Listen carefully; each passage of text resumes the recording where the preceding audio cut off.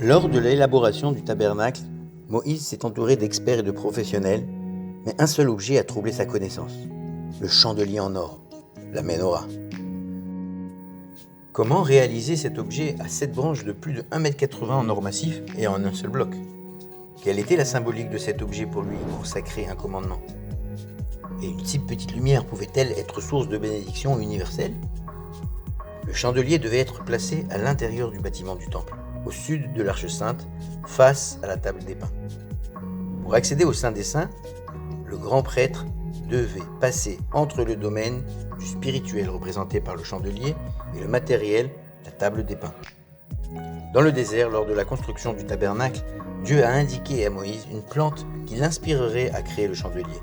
Elle s'appelle Moria ou Marva. Sa forme invite à penser à un tronc sortant d'un socle et ses branches sont un parfait reflet symétrique par rapport à l'axe de la tige centrale.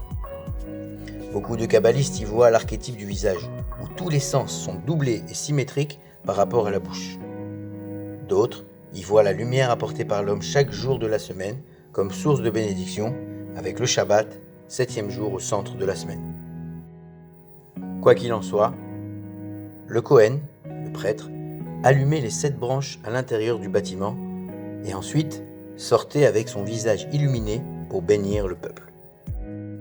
Il prononçait la fameuse bénédiction qui implorait Dieu d'éclairer la face de chaque individu. Une si petite lumière pouvait, grâce à cette bénédiction, repousser beaucoup d'obscurité. C'est là tout le secret de la fête de Hanouka, la fête des Lumières, qui consiste, en plein hiver, à repousser l'obscurité en ajoutant une bougie supplémentaire chaque jour. La Hanoukia est une copie modifiée de la Menorah, car il est interdit d'allumer un chandelier en dehors du temple de Jérusalem. On a donc ajouté 2 branches aux 7 déjà existantes. C'est en allumant cette Hanoukia que nous nous rappelons de la victoire du peuple juif sur ses oppresseurs grecs, la victoire de la lumière sur l'obscurité. La manière de l'allumage consistait à faire monter la flamme d'elle-même, pour encourager à la transmission, accroître le partage et multiplier généreusement la lumière sans jamais altérer la lumière d'origine. Depuis la destruction du temple de Jérusalem, certaines hypothèses estiment que le chandelier serait arrivé à Rome. Ces avis se basent sur l'arc de triomphe de Titus, sur laquelle est sculpté le chandelier arrivant à Rome après l'écrasement de la révolte juive en l'an 70.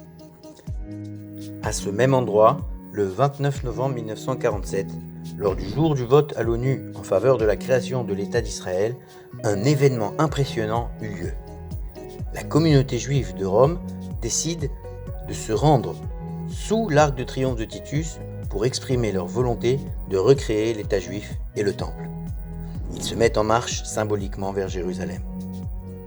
Au fil du temps, et depuis 2000 ans, le peuple juif n'a jamais omis de dessiner la Menorah sur les tentures des armoires de Torah, dans les livres de prière ou comme ornement, comme on le voit sur ce bijou du 5e siècle, et quelquefois même en décoration sur de nombreuses mosaïques. C'est le cas de la mosaïque de Soussia, ou à Beth-Shean, ou encore le chandelier de Mahon, exposé au musée d'Israël, datant de la même époque. Le chandelier était présent dans l'immobilier de toutes les synagogues, même s'il n'éclairait pas encore. C'est ce qui a mené l'État d'Israël à en faire son emblème et de placer les 120 sièges du Parlement, la Knesset, en forme de chandelier.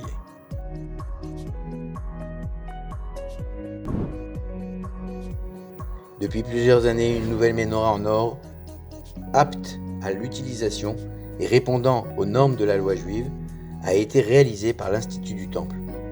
Elle n'attend que de se positionner à sa place, au Temple de Jérusalem, pour éblouir la face de l'humanité.